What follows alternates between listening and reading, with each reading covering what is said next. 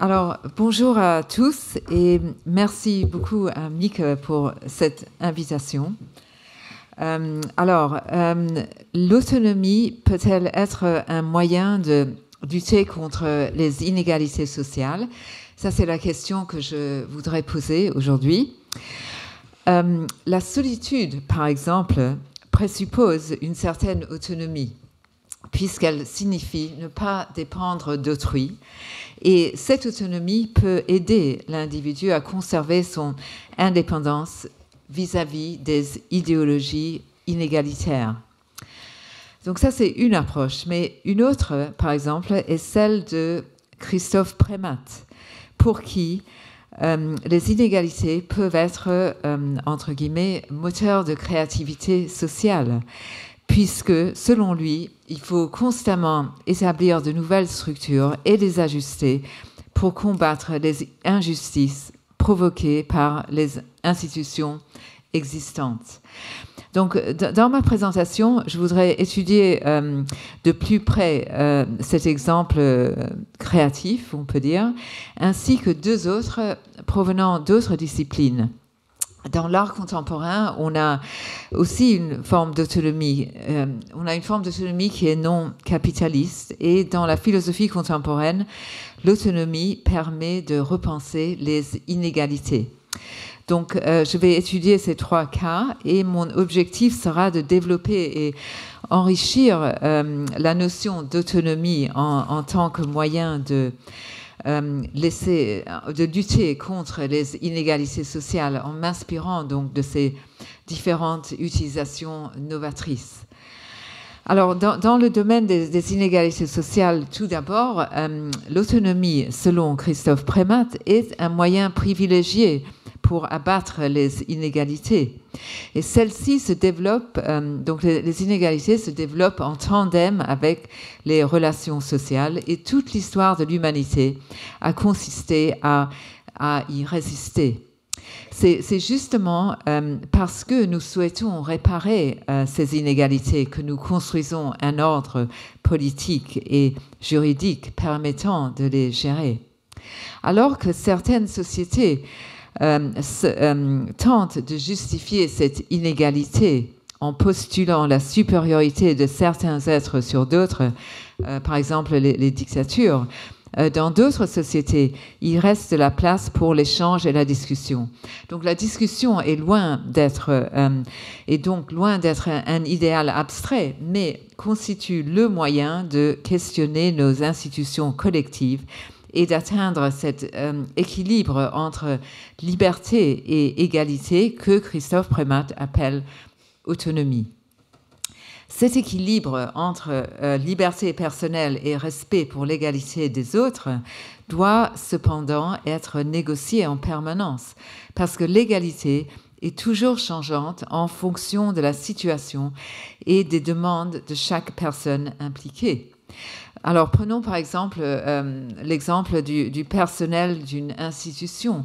Par exemple, si on veille à la parité hommes et femmes, on va peut-être découvrir qu'on a enfreint la parité raciale ou la parité des âges, par exemple. Et donc, il faut tout le temps recommencer, tout le temps ajuster, et ainsi de suite. Donc, on a une sorte d'autonomie où on a un changement constant des institutions en fonction des besoins, au lieu que ce soit les individus qui s'adaptent aux institutions. Donc, on a un peu renversé la donne.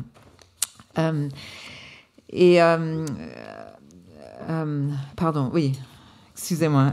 Oui, et donc, en fait, un peuple qui est assujetti à ces institutions va perpétuer l'hétéronomie existante, alors qu'une société qui négocie, comme je viens de décrire, développe des institutions autonomes. Donc, il faut aussi il faut aussi mentionner, alors là, je cite, avoir conscience des inégalités sociales et de leur absence de justification dans une quelconque norme sociale parce que ça aussi, c'est un pas très important vers une conscience autonome. Donc je m'explique.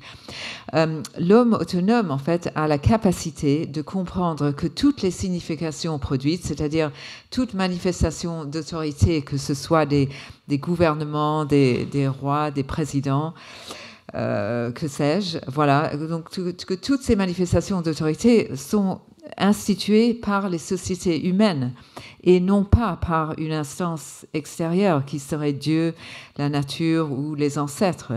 Et donc, comme l'explique Primat, il est donc temps de dépasser la justification des inégalités par un quelconque récit des origines. Et il suffit que l'institution soit reconnue par les individus d'un même ensemble social pour la légitimer et pour enclencher cette autonomie qu'il propose. Voilà. Alors, on peut retrouver de tels changements de perspective quant à l'autonomie aussi dans le domaine de l'art, où l'autonomie est encore associée au modernisme de Clement Greenberg, selon lequel tous les arts doivent faire référence aux qualités qui leur sont uniques et éviter toute dépendance sur d'autres genres ou médiums. Mais aujourd'hui, les artistes contemporains revisitent le concept d'autonomie. Alors, un exemple, c'est le livre de Kerstin Stackemeyer et Marina Wishmid qui s'appelle Reproducing Autonomy, Work, Money, Crisis and Contemporary Art de 2016. Et donc, pour une des co-autrices, Kerstin Stackemeyer, même si l'autonomie est devenue l'emblème économique et culturel de l'art et le noyau de son rôle affirmatif dans la formation du capitalisme, chez certains artistes, cette notion d'autonomie évolue quand même. Et ces artistes renoncent au mode d'expression volontariste en faveur de la non-intervention et des objets ou processus trouvés. Donc, on peut citer des exemples comme des artistes, par exemple Bernadette Corporation ou Isa Gensken, dont le travail pointe la dissolution de la forme et où l'autonomie se différencie du capital en mettant en avant la rupture, l'impossibilité de dialoguer ou le non-aboutissement, par exemple. Alors, l'autonomie de l'art, dans l'art, devient alors, dans ce cas, un système, une forme de lutte, de résistance et d'indépendance par rapport au système dominant. Alors, l'autre, la co-autrice, qui est Marina Wishmid, elle critique l'autonomie formelle de l'art par rapport au capital, qui permet à l'art d'adopter des positions soi-disant critiques. Et cet art-là s'inscrit tout à fait dans le système capitaliste, puisqu'il est soutenu matériellement par les structures sociales qu'il est censé nier.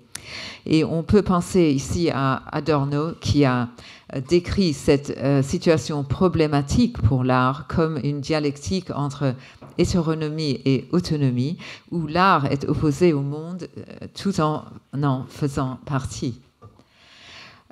Alors, selon Marina Wishmid, le seul moyen de remédier à cette opposition problématique et de réhabiliter l'autonomie et d'aborder et de valoriser le travail peu ou non rémunéré ou considéré comme sans valeur, comme par exemple le ménage, le soin apporté aux malades ou aux jeunes enfants, c'est-à-dire un type de travail qu'elle appelle reproductif, qui est invisible, genré, racialisé et de nature biopolitique, et constitue un sujet idéal pour l'art contemporain anticapitaliste.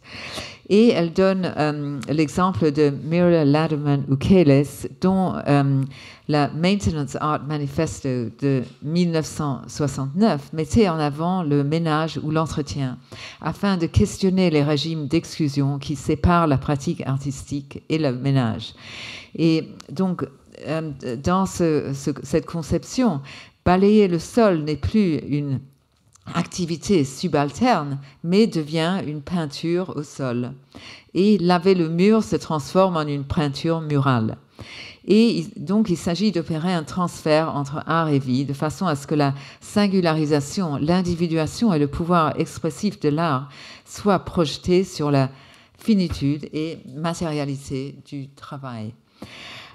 Donc, comme elle le note, je cite, un tel déplacement projetterait une nouvelle solidarité entre les deux pôles d'exemption au capitalisme moderne que sont art et travail peu valorisé.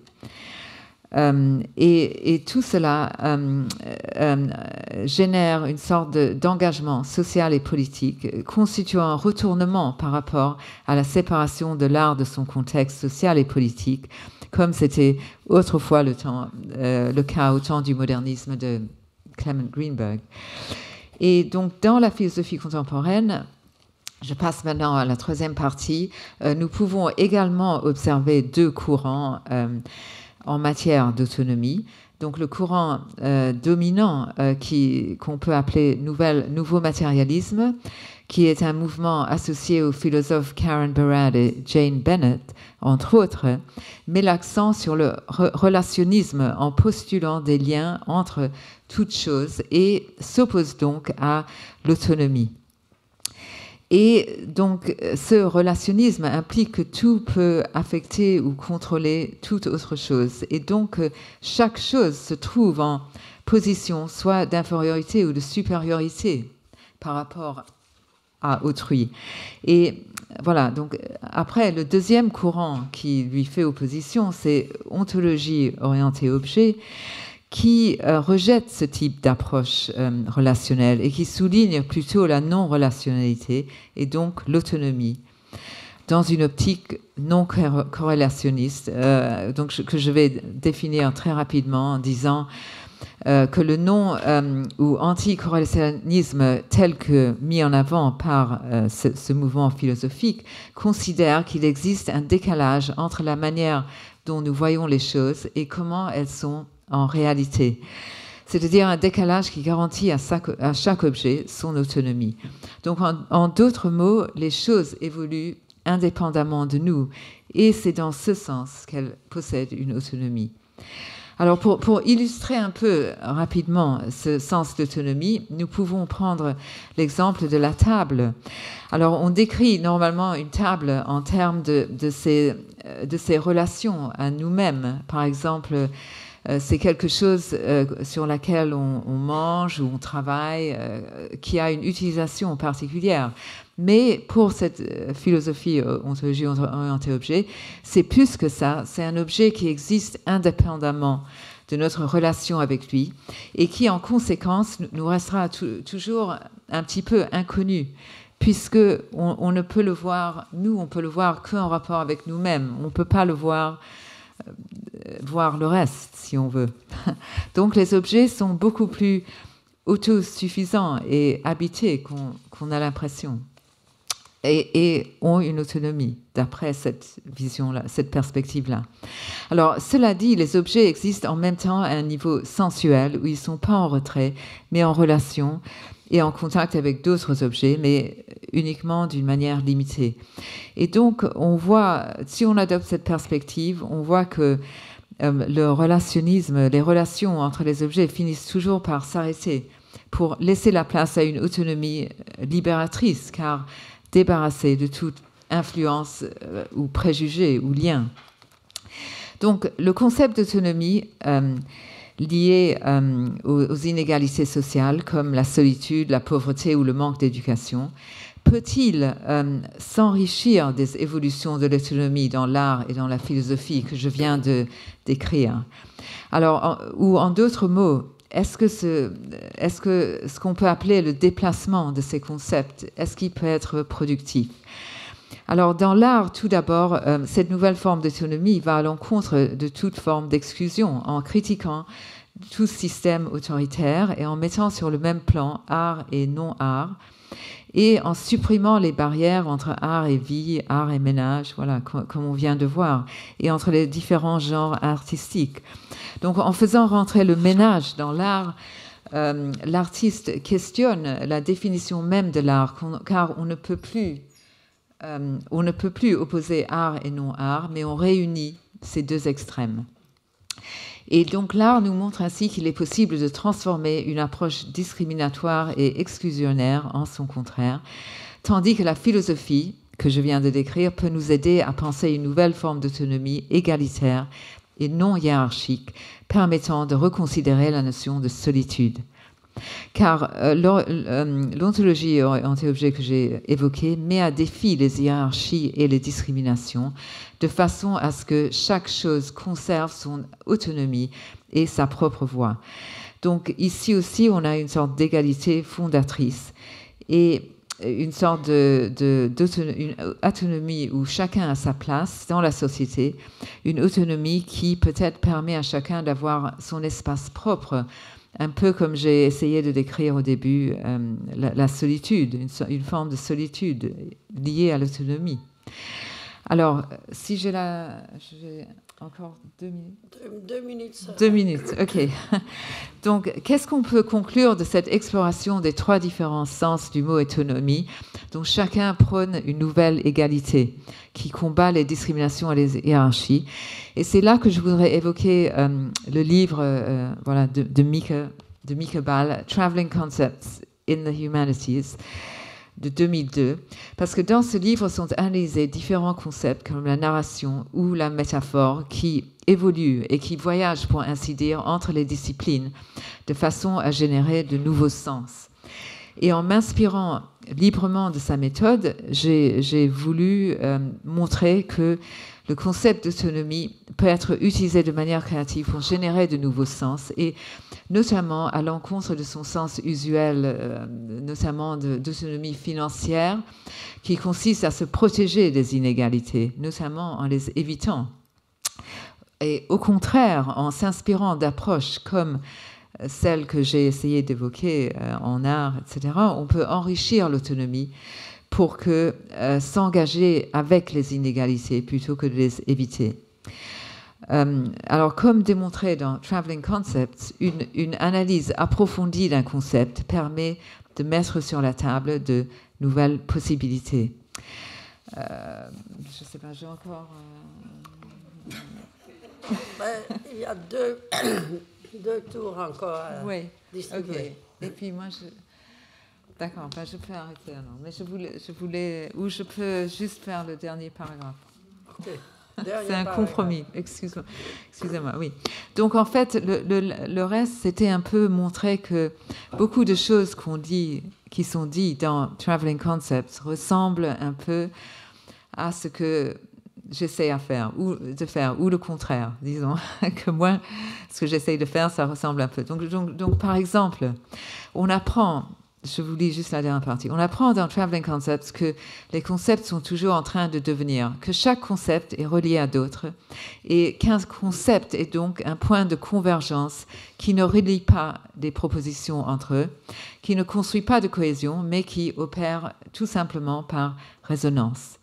Ainsi, les formes d'autonomie libératrice et ouverte qui émergent en art et philosophie encouragent, je pense, une autonomie multiforme et inclusive qui promeut des liens sociaux.